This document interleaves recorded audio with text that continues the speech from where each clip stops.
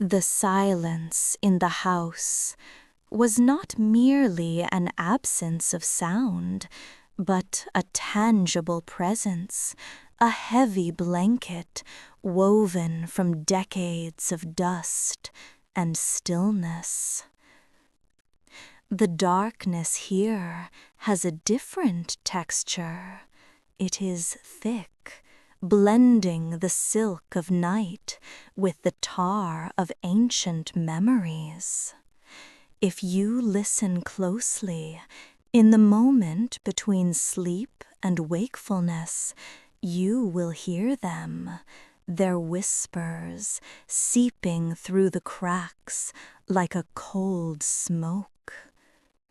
Do not be afraid, for fear is what feeds them. Surrender to the sound. Let the shiver become your plaything. Sleep now, and let the darkness tell you the rest of the story. The letter that changed everything arrived on a Tuesday, a day of suffocating ordinariness. It was tucked between a credit card offer and a utility bill, its paper thick and creamy yellow, like aged bone. The address was written not by a printer, but by a human hand, in an elegant, spidery script of faded black ink. There was no return address. My name, Alex, was looped across the front, and for a moment I simply held it, feeling the unusual weight of the paper, the faint, dry scent of dust and time. The contents were brief, penned by a law firm I'd never heard of. It spoke of the passing of a man I barely remembered, my great-uncle, Alistair, a man my mother had referred to only in hushed, clipped tones, a name associated with eccentricity and isolation. Apparently, this phantom relative had left me something in his will. The sole item was a house I had never seen, in a town I couldn't find on any modern map, nestled deep in a forgotten fold of the country where cell service went to die. 2 weeks later, after a 6-hour drive that saw 4-lane highways bleed into winding country roads, I found it. The final leg of the journey was a gravel path barely wide enough for my car that groaned and crunched under my tires. Skeletal trees clawed at the sky on either side, their branches weaving a dense canopy that starved the path of sunlight, even in the middle of the afternoon. When I finally broke through the thicket of trees, the house was simply there. It wasn't a Gothic mansion. It wasn't overtly menacing. It was a simple 2-story house made of dark, weathered wood, with a slate roof that had begun to sag in the middle like a tired old back. A porch wrapped around the front, its wood silvered and splintered by years of rain and neglect. But it was the silence that struck me first. It wasn't just quiet. It was a silence that had a physical presence, a heavy blanket woven from decades of dust and stillness, muffling even the sound of my own breathing. The key, a heavy piece of rusted iron that the lawyer had mailed to me, felt cold in my hand. It turned in the lock with a painful, grinding screech, a sound of long disused machinery being forced back to life. The door swung inward on a gust of stale, musty air. It was the smell of sealed rooms, of decaying paper, of time itself left undisturbed. Inside, every piece of furniture was draped in a white dust sheet, making the room look like a ballroom of sleeping ghosts. Moonlight struggled through the grimy window panes, illuminating floating motes of dust in its pale beams. I ran a finger along a covered mantelpiece, leaving a clean, dark streak in the thick layer of gray powder. It was here, propped against a small shrouded clock, that I found the second envelope. It was made of the same heavy, bone-yellow paper as the first letter. My name was written on the front in that same spidery hand, though this time it looked less elegant, more hurried, more desperate. I broke the wax seal, a simple, featureless black circle, and unfolded the single sheet of paper within. It wasn't a welcome letter. It was a list of rules. The heading, written in a slightly larger, more emphatic script, read, "For your safety and well-being." I let out a soft, skeptical laugh. It echoed unnaturally in the dead air of the house. Eccentric old Alistair, indeed. I began to read. 1. Upon arriving, speak a greeting into the empty house. It does not matter what you say, only that you acknowledge you are a guest. 2. All doors to cabinets, cupboards, and wardrobes must be closed before sunset. Do not leave one open by mistake. 3. The house has 13 windows. Count them each morning. If you count 12 or 14, lock yourself in the bathroom until the sun has set, and do not look out any windows. 4. Do not bring any mirrors into the house. If you find one already here, cover it and remove it from the property at your earliest convenience. Do not look at your reflection in it. 5. You may hear scratching from within the walls. It is lonely. Do not acknowledge it. 6. If you see a man in a bowler hat in your peripheral vision, do not turn to look at him directly. He does not like to be seen. I stopped reading, a slow chill creeping up my spine that had nothing to do with the temperature of the house. This went beyond mere eccentricity. This was the rambling of a troubled mind. Still, I thought, a free house is a free house. I could spend a week or two here, clear the place out, and sell it. For now, I would play along. It was all just a strange game left behind by a lonely old man. A game, I told myself, that I was sure I could win. My laughter died in my throat, swallowed by the oppressive silence. A game, yes, that's what it was. But even in a game, you must follow the rules to understand it. I looked back at the first rule on the brittle, yellowed paper. Upon arriving, speak a greeting into the empty house. It was absurd, talking to an empty room. Still, the silence seemed to be waiting, expectant. A knot of unease tightened in my stomach. With a deep breath that tasted of dust and decay, I cleared my throat. Hello? My voice was a small, foreign sound, thin and sharp in the thick air. My name is Alex. I'm your new guest. The silence that answered was profound. It felt deeper now, as if my voice had only served to highlight the sheer, crushing weight of the emptiness. Nothing happened, of course. No spectral figures appeared, no disembodied voice replied.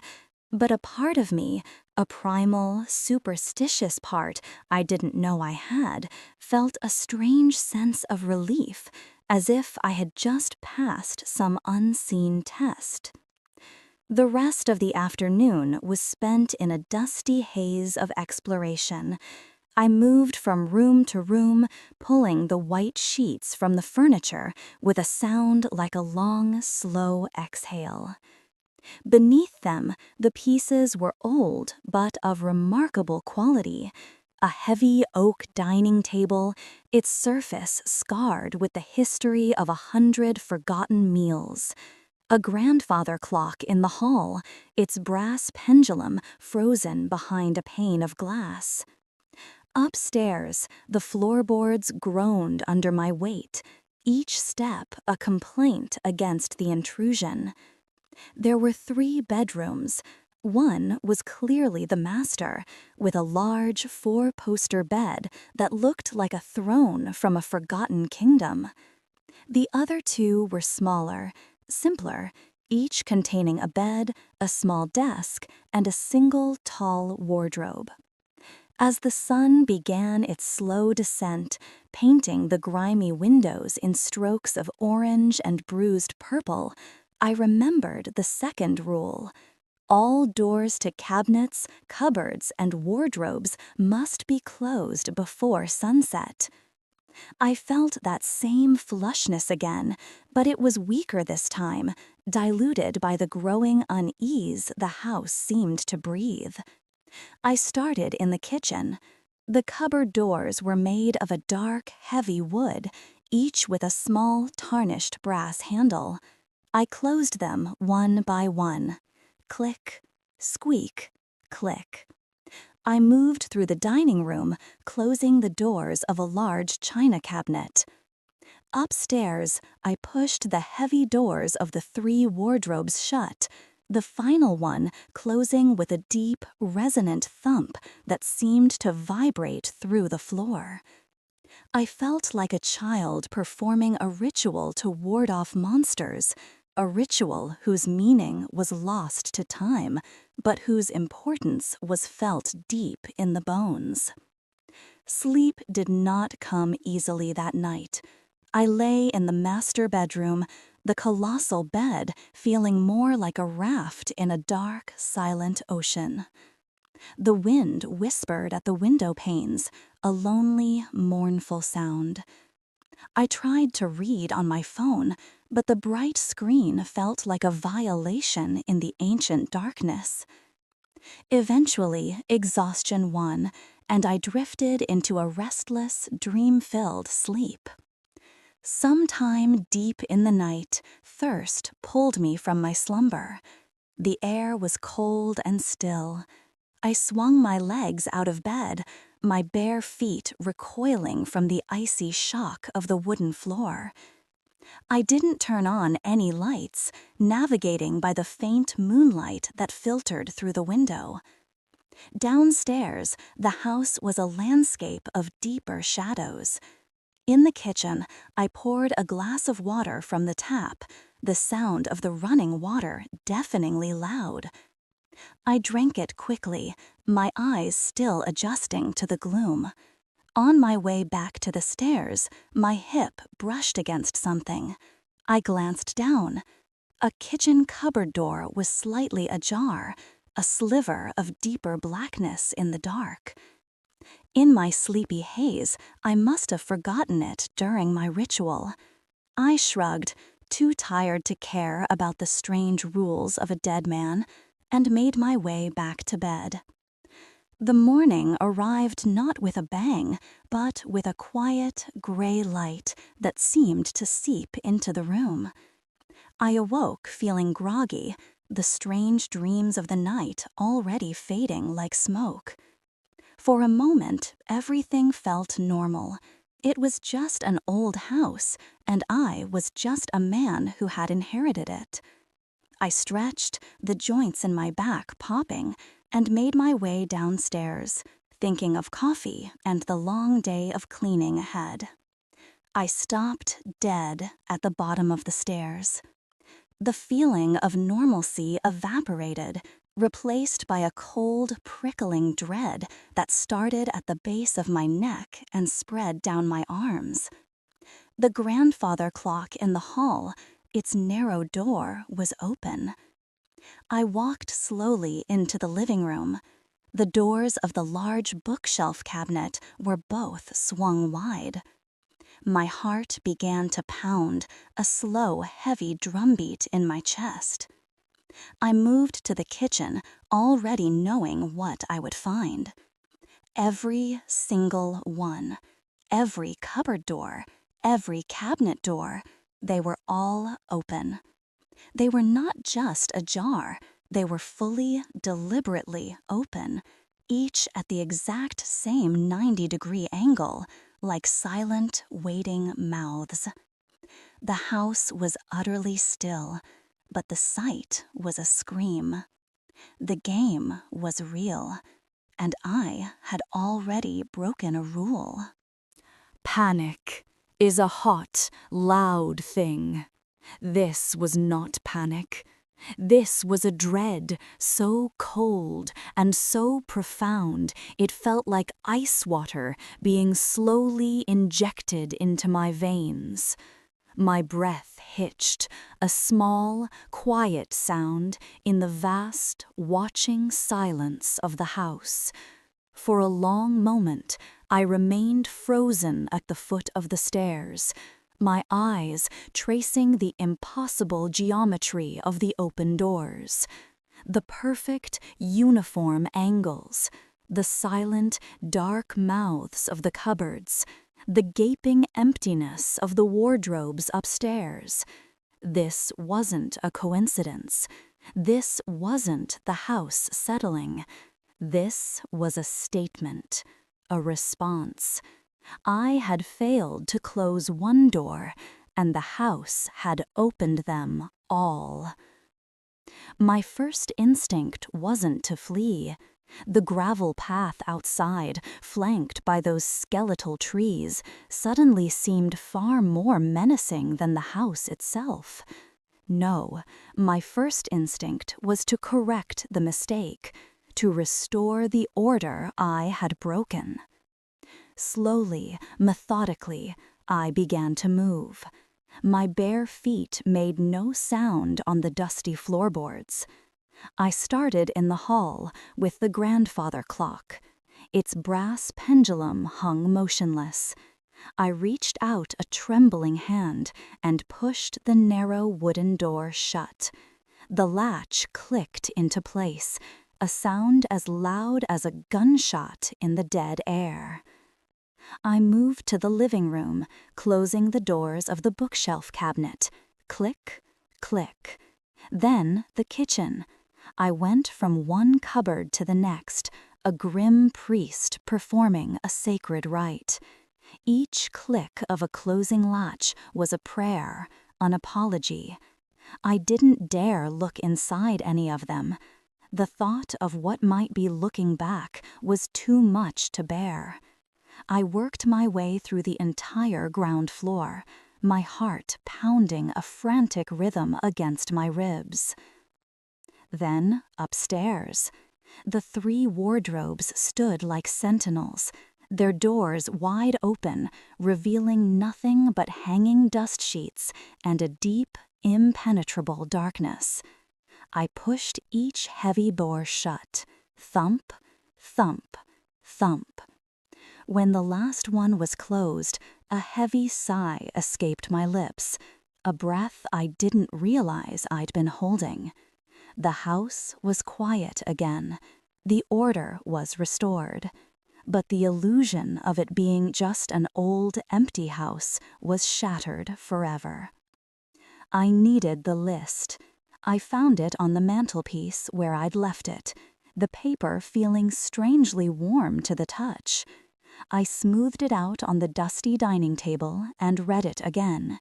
This time, there was no skepticism, no amusement. I was reading a survival manual. 1. Speak a greeting. I did that. 2. All doors must be closed. A lesson learned in the most terrifying way possible. 3. The house has 13 windows. Count them each morning. My blood ran cold. Each morning. It was a chore, a daily test. I dropped the list and began to count. I started in the living room. 2 large windows faced the front porch, their glass filmed with grime. A third, smaller window looked out onto the tangled, overgrown garden. That was 3. The dining room had 2 more, identical to the ones in the living room. 5.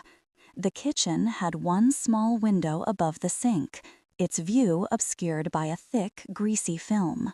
6. I took the stairs, my steps now hesitant and loud. The master bedroom had 2 windows. 8. The second bedroom had 1. 9. The third bedroom also had 1. 10. There was a small circular window at the end of the upstairs hall, a single, unblinking eye staring out at the woods. 11. And finally, the bathroom had a small frosted window set high in the wall. 12. 12. My mind raced. The rule said 13. If you count 12, lock yourself in the bathroom until the sun has set. Fear, sharp and acidic, rose in my throat. Where was the 13th window? I recounted, my voice a frantic whisper. Living room, 3. Dining room, 2. Kitchen, 1. 6 downstairs. Master, 2. Bedrooms, 1 and 1. Hall, 1. Bathroom, 1. 6. Upstairs. 12. It was only 12. My eyes darted around the hallway, searching for a hidden room, a blocked-off alcove. Nothing. Panic began to set in. I was about to retreat to the bathroom as the rule commanded when my gaze fell upon the staircase. Halfway up the wall, nestled in the dark space above the landing, was a small, stained glass window I hadn't noticed before. It was filthy and dark, depicting a cluster of black, leafless trees against a deep purple sky. It barely let in any light, but it was a window. 13. The relief was so immense it left me weak. I sagged against the wall, my forehead pressed against the cool, peeling wallpaper. The house was toying with me, testing me. The rest of the day was a blur of quiet, paranoid activity. I didn't dare turn on music or make any noise. I just cleaned, a frantic, silent effort to impose my own order on the oppressive stillness. As dusk fell, I performed my new ritual, checking and rechecking every cabinet, cupboard, and wardrobe door in the house. It was only when I was sitting in the dim light of the living room, the sun had fully set, that the new sound began. It was faint at first, a dry, whispering noise. Skitter, scrabble. It seemed to come from the wall behind me. Rats, I told myself instantly. Just rats in the walls of an old house. But the sound wasn't the frantic scrabbling of a rodent. It was slow, deliberate. The sound of a single fingernail being dragged slowly across dry, splintered wood. I froze, listening. The sound stopped. Silence. I took a breath, and then it started again, this time from the wall to my left. Scrabble. It was following me. I stood up and walked slowly into the hall. The sound followed, now coming from inside the wall that flanked the staircase. I remembered the 5th rule, my heart hammering against my ribs. You may hear scratching from within the walls. It is lonely. Do not acknowledge it. It was the hardest thing I'd ever had to do. I walked into the kitchen, my movements stiff and unnatural, and pretended to look for food. The scratching started in the kitchen wall, right behind my head. Scrape, skitter, scrape. It was a dry, insistent, lonely sound. It wanted my attention. It wanted to be let in. I squeezed my eyes shut, focusing on my breathing, pretending I heard nothing. I washed a plate I'd already cleaned. I opened and closed the fridge. All the while, the sound continued, a constant, terrifying companion. For hours I endured it, a psychological torture of the highest order. I sat on the living room couch, staring blankly at a book I couldn't read, while the thing in the walls scratched and scrapped, sometimes pausing for long stretches of silence that were even worse than the noise. Then, just as the grandfather clock in the hall began its slow, wheezing chime for midnight, the scratching stopped. A final, deep scrape that seemed to end with a sigh. A heavy, final silence descended upon the house. I waited, every muscle tense, for what felt like an eternity. Nothing. It was over. A wave of exhaustion washed over me. I stood up, ready to retreat to the relative safety of the bedroom. As I placed my foot on the first step of the staircase, a new sound began. It was not the dry scratching from within the walls. This was a different sound, sharper, clearer, closer. And it was coming from the other side of my bedroom door at the top of the stairs. Tap, tap, tap. The sound was so quiet, so mundane. It was almost more terrifying than the scratching. The scratching had been frantic, animalistic. This was patient, intelligent. Each tap was perfectly spaced, a soft, dry knuckle against old wood. It was the sound of a visitor waiting politely to be let in. But this was my bedroom. I was at the bottom of the stairs, and it was tapping on my door at the top. My body was frozen, but my mind was screaming. Every horror movie trope, every ghost story I'd ever heard flickered through my brain. They all had one common thread. You do not go towards the sound. You do not investigate the noise. You run. But where could I run? Out the front door? Into the grasping skeletal trees that choked the gravel path? Into a night so black and total it felt like a physical substance. The house, for all its menace, was the only shelter I had. And my bedroom, the only room I had even begun to think of as a sanctuary, was being besieged by this visitor. There was no rule for this. The list, my Bible of survival, had no entry for a polite, persistent tapping. I was on my own. My heart hammered against my ribs, a frantic bird trapped in a cage. I had to get to my room. Hiding downstairs felt like cowering in the lobby of a burning building. Safety, however illusory, was on the other side of that door. My foot lifted, and the first step of the staircase groaned in protest. The tapping stopped.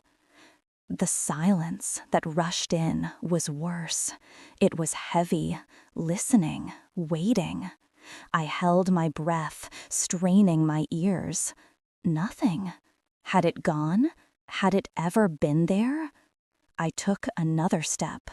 The wood moaned again. Still nothing.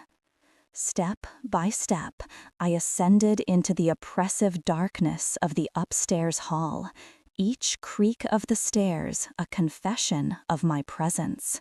The air grew colder as I climbed. I reached the landing. My bedroom door was just a few feet away, a pale rectangle in the gloom. My hand, slick with a cold sweat, reached for the brass doorknob. It felt like a block of ice. I stood there for what felt like a lifetime, my ear pressed against the wood, listening. I heard only the frantic drumming of my own blood. With a final ragged breath, I turned the knob and pushed the door open. The room was empty, exactly as I had left it. The bed was unmade. The book I'd been pretending to read lay face down on the nightstand. The moonlight painted a pale square on the floorboards. There was no one there.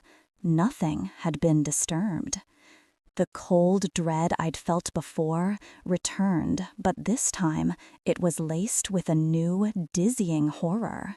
The fear that I was losing my mind. The house wasn't just haunted, it was making me haunt myself. I closed the door, my back pressing against it, and slid the heavy iron bolt into place. A useless gesture, I knew.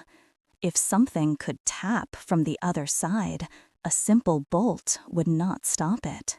But the sound of it sliding home offered a sliver of comfort. I didn't get back into bed.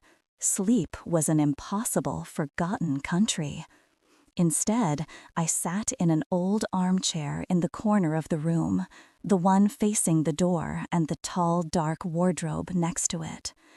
I wrapped a dusty blanket around my shoulders and simply watched. I watched the shadows, watched the square of moonlight creep across the floor, and listened to the silence, trying to decipher its hidden threats. Hours passed. The moon began to fade, and the darkness outside deepened into that thick, starless black that comes just before the dawn. It was then that I felt it, a change in the room's atmosphere. A pocket of air near the wardrobe grew unnaturally cold. I saw my own breath mist in front of my face. And then I saw him. Not with my own eyes, not directly. I saw him in the faint, distorted reflection on the polished, dark wood of the wardrobe door. My gaze had been fixed on it for hours, and at first I didn't understand what I was seeing.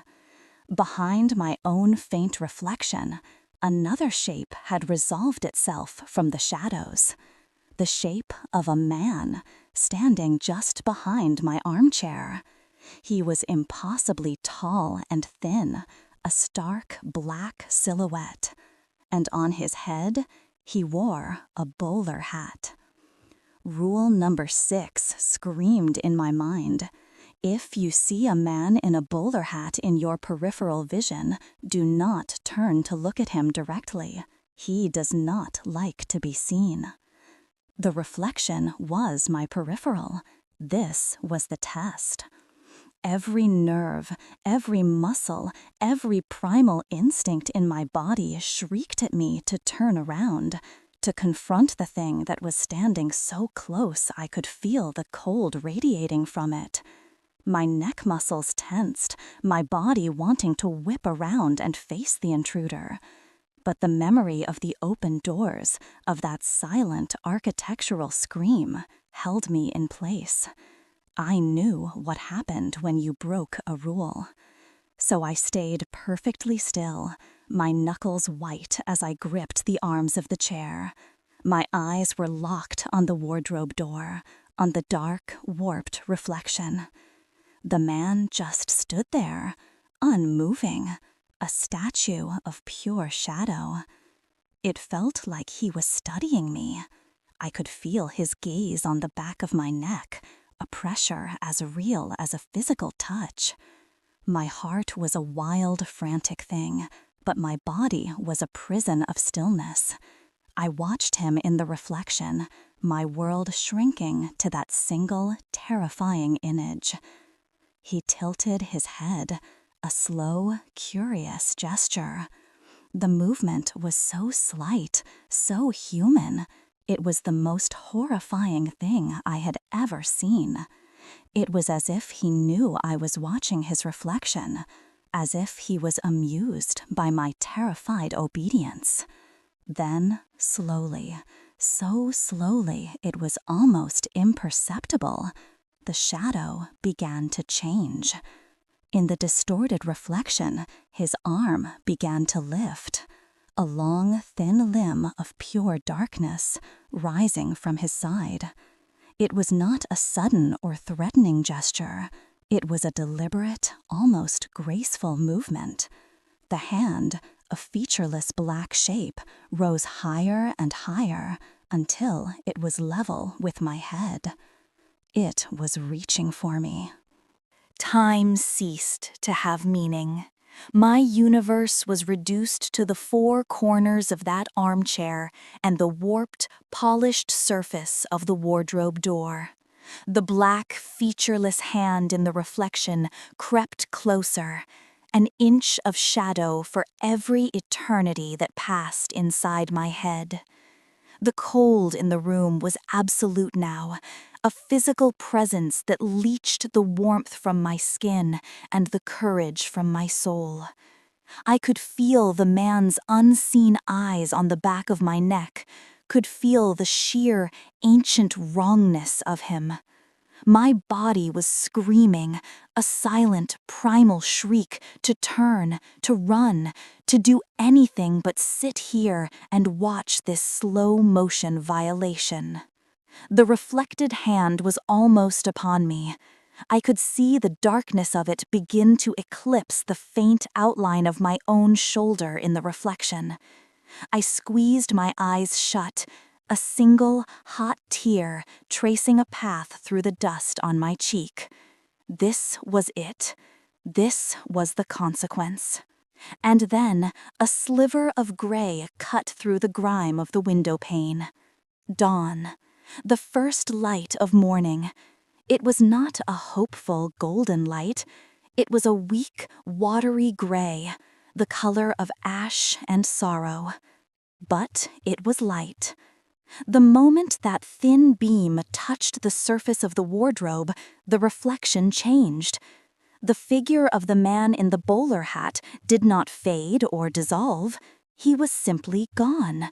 One heartbeat he was there, a pillar of shadow about to claim me. The next, there was only the reflection of an empty room and a terrified, hollowed-out man sitting in a chair. The cold in the room vanished, not gradually, but as if a switch had been flipped.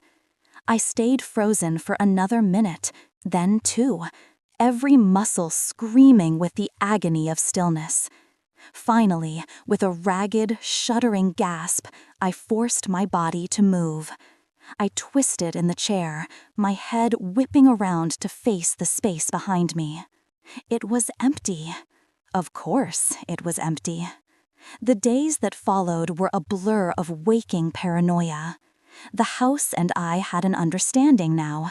I was its prisoner, and the list of rules was the terms of my incarceration. The nights were the worst.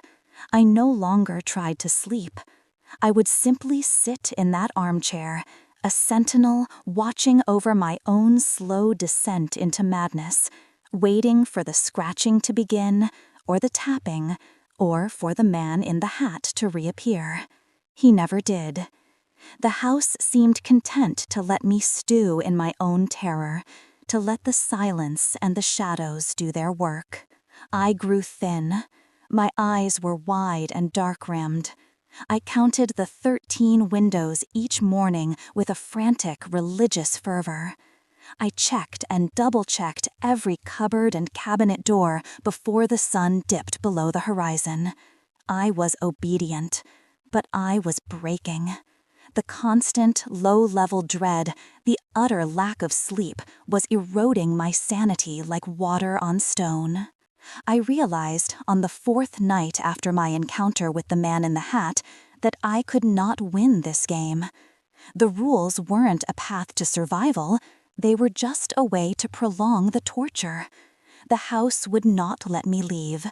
My only options were to die of fear or to go mad. Or, I thought, a third option, a final, desperate gambit. I had been a passive victim, a rat in a maze, obeying the strange stimuli the house threw at me. But what if I stopped playing? What if I broke a rule not by accident, but on purpose? What if I confronted the heart of the house, whatever it was, and forced a conclusion? It was on the 7th night that the new sound began. It was different from the others.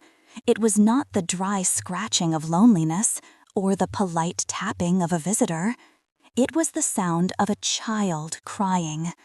A soft, heartbreaking sob coming from the bedroom at the very end of the upstairs hall, the one room I had instinctively avoided.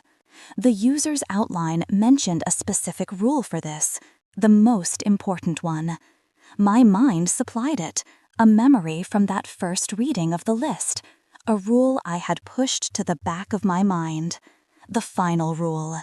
Whatever you hear, do not open the door to the nursery at the end of the hall.